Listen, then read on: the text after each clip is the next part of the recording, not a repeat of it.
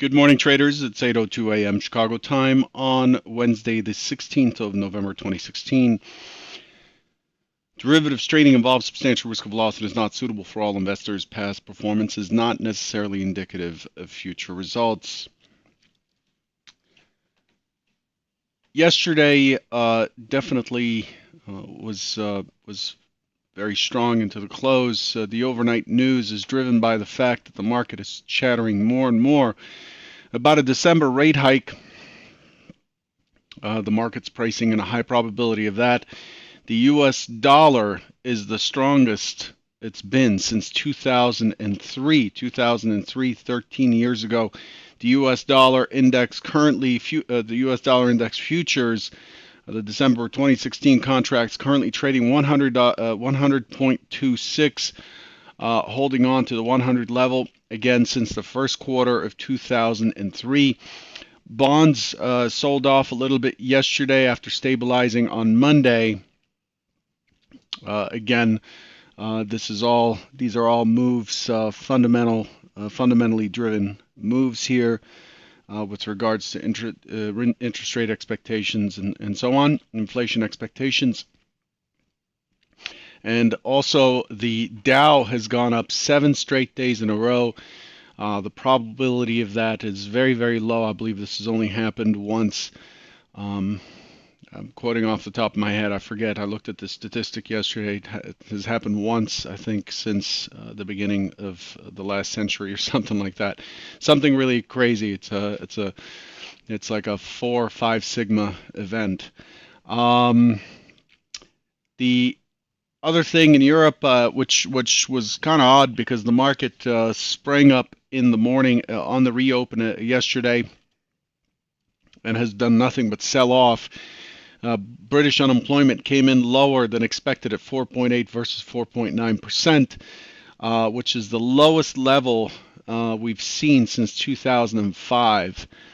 So that's really what's on deck. We also got this morning we got October PPI final demand coming in at 0% versus 0.3. Year on year is also weak at 0.8 versus 1.2. Let's take a quick look at what was expected yesterday versus what we got. Yesterday's primary expectation, the highest probability play yesterday, was that we would continue to trade inside of this balance zone with the expectation that we would push lower early and then start to rotate up and then end up trading in the middle. Clearly that didn't happen. Yesterday was expected to be another day of consolidation. And as I said yesterday, that it's expected to consolidate for one more day and then push in the direction of the trend, which was up, right, and threaten that 2185 level. The primary hypothesis did not fulfill itself. The alternative is to push higher and then rotate back down and retest the MC point of control at 2152.50, the big MC point of control, which happens to have started the beginning of July.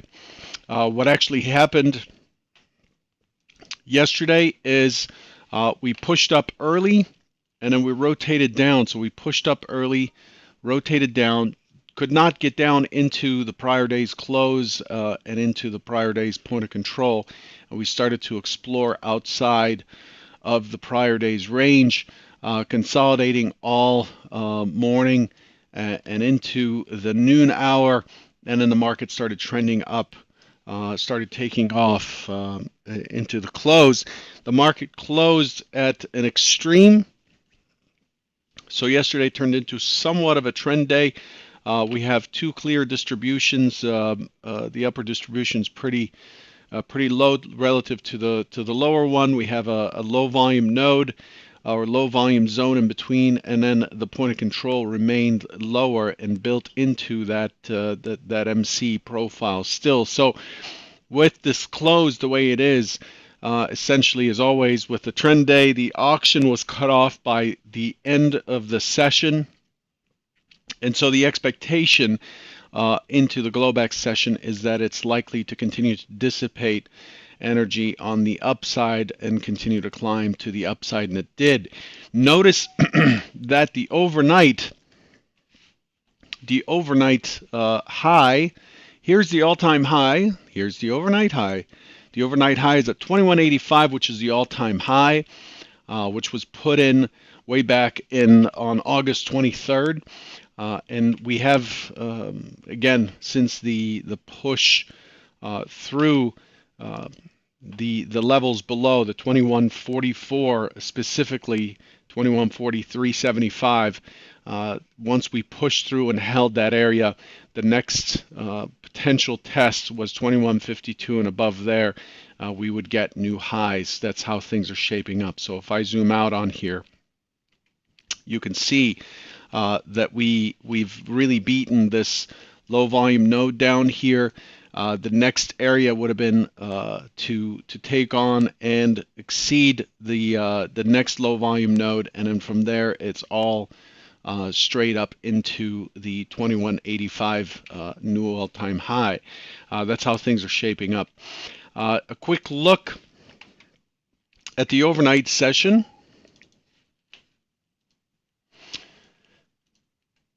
So we see here an immediate continuation of the rally, and then from there it just never looked back. It dropped through the mid price at that point, and never really looked back. And we are back where we were yesterday against this point of control. It held yesterday's IB high on the low in the overnight at 2169. The IB high was 2169 and a quarter, and it continues to cluster underneath, which means that it's likely to continue lower and tag that 2167.50. That's how that's shaping up. So it's really it's interesting that it pushed all the way up into the all-time high and saw immediate selling. It doesn't seem like it has accumulated enough energy to sustain that in the overnight. So we'll see what happens this morning. The way this has traded overnight blows away the plan that I had for this morning, the expectation that I had for this morning, and throws a wrench in things. Essentially what we have, if we zoom in and include all the sessions here, essentially what we have is a market that is liking this area here and is back at it. And so this is where we have our microcomposite profile, as you see on the normal 15 minutes, and we're back in that range. So if we look at our bigger picture, not big picture, but bigger picture profile here, we see that we're back trading into this area. And it sets us up for a potential push back down and taking back most of what we did yesterday, which again is kind of odd after testing the overnight high. We generally push the overnight high, linger below it, and then open. The pit opens and it pushes through, and then it fails back off, and it starts to rotate down again. That's what we've done for a while, a lot like we see here. But the overnight certainly had some sellers step in once that high was taken out. So we'll see what happens here in the morning. We'll come up with our hypotheses and see where we go. This is the bond, the U.S. Treasury bond. And you can see that clearly the bond's in a downtrend. It's stabilized on Monday here, and it's now continuing to sell off into today's session. This is what I was talking about earlier. So it's formed it's created this pullback. The pullback wasn't much, and it's looking to want to push lower. Yet again, a lot of volume went through here on the PPI news, but overall it looks weak. It looks like the bonds are going to continue to drop here on the open. We'll see what happens. Overall, the expectation this morning, I'm looking for it's opening. I wouldn't say in value, but it's opening up against this lower distribution. The expectation this morning is for an attempt higher, a push lower, and then I expect it to start pushing back up and moving towards that upper target at 2170, 2185 even, which is the all-time high. I expect it to resume yesterday's auction. I'm not aware of anything that has changed the market stance or the news, so we'll have to wait and see what things look like. There's a lot of news flow these days.